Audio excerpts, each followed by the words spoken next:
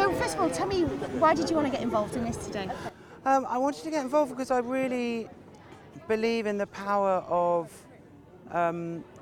using stories to educate, inform, guide, open up conversations. It's a good neutral conduit channel to come into the classroom, you know, and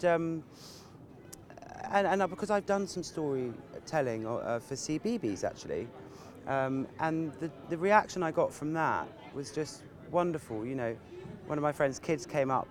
I read a story called Two Dads or Two Poppers, and he was like, "I want two poppers. It just seems so cool," you know. Yeah. And I just thought, that's as simple as that, really, isn't it? And obviously, this, you know, the books that will be age appropriate, the literature that is here.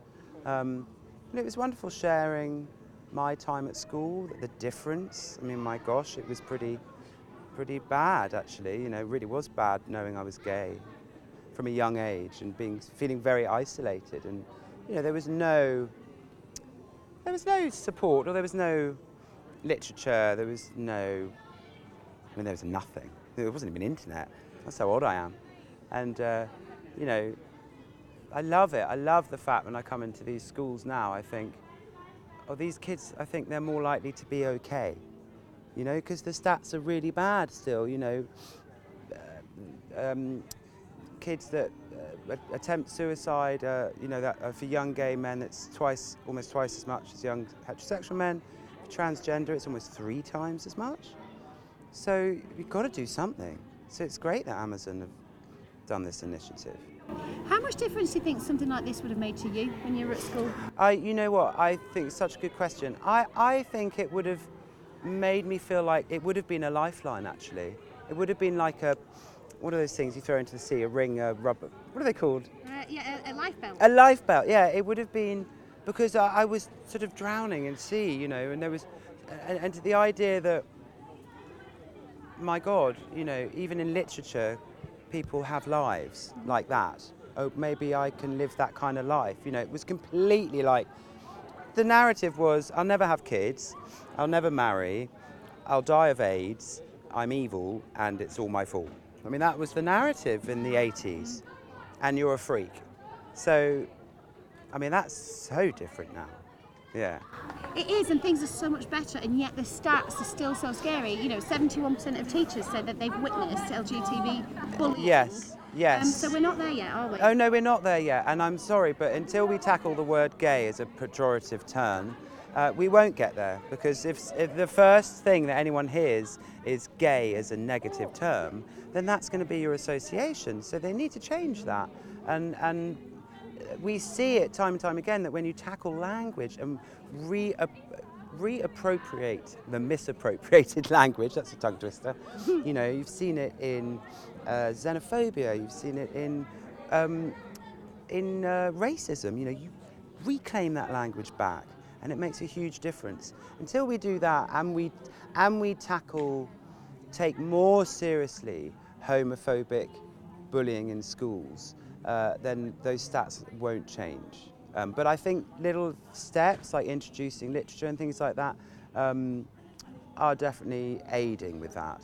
Yeah, because then the kids can take that away and process it however they wish, whether they be gay, straight, whatever, can't they? Yeah, exactly. They can take it. But also, I just think that there's still a sort of fundamental belief that it's really wrong. Like, yeah, we'll accept it, but it's not really correct, is it? You know what I mean? It's a bit of an odd way of living. Until we get our heads around that, or to be honest, become more strict from a top-down approach to it, then I don't see homophobia in schools going down as quickly as I'd like it to. Especially when you've got parents protesting this stuff being taught. How do you feel about that?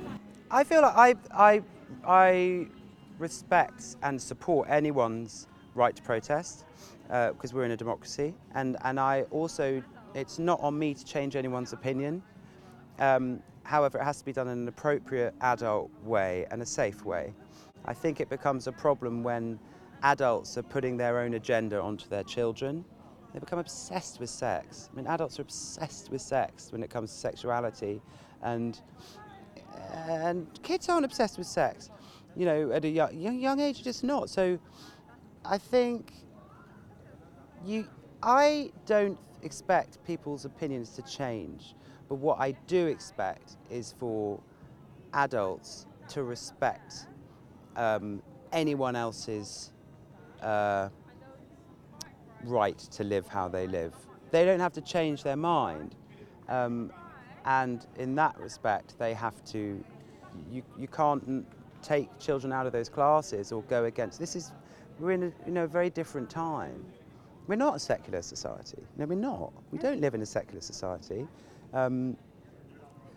So we just have, it's a balance to be struck.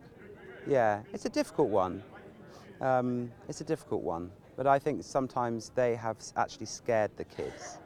And I'm not sure about MPs joining in and getting involved. You know, it gets all a bit Daily Mail, doesn't it? One final thing, you know, I've spoken to kids today and they've told me personally that seeing you and hearing you speak has made a difference to them.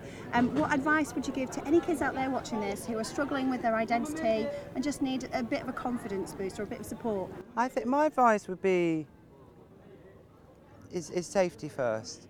Gravitate towards a safe space, a safe person, and then find that support and communicate. It's really those three things. Don't hold on to it.